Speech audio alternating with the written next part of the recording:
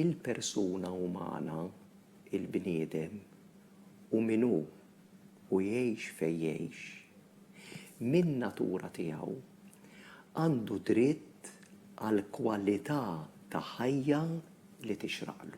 Kliem Father Charles Tabone waqt intervista li saritlu minn Luis Tedesco waqt il-programm Fid-Dettall fejn kien diskuss il-faqar.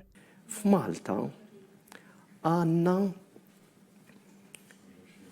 78,685 persuna jgħixu fir-riskju tal-faqar.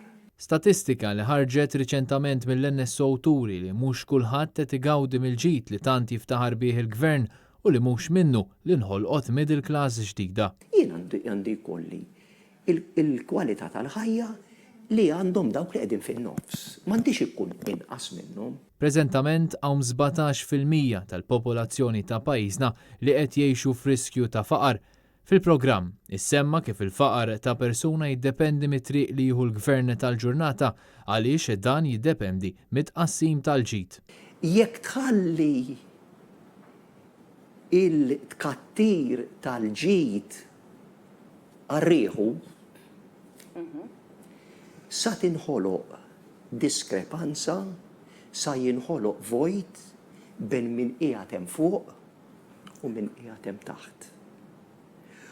U dan il-vojt hemm il-periklu illi aktar ma joktor il-ġid aktar jitwessa dina ngħidula l-income gap.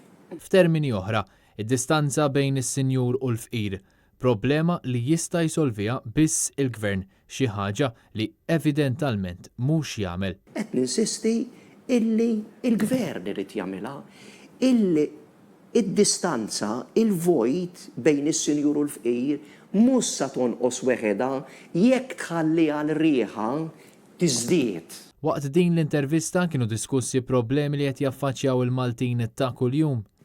Dawna b'dak bis-self li joffrilhom il-bank ma jaffordjawx dar adegwata. Ġifieri ara xi ġralhom dawn. Issa daw teachers. Dini biss kategorija waħda li qed tbagħti baċċena l-ħafna aktar li mhumiex għalliema u għandhom pagi ferm inqas u li titfaħħom f'sitwazzjoni għar għaliex anke l-alternattiva tal-kiri iġibhom f'sitwazzjoni għar. Dawn huma mbagħad allura is-sitwazzjonijiet reali ta' xi tfisser il-faqar f'Malta. Kien Kutajjar, Net News.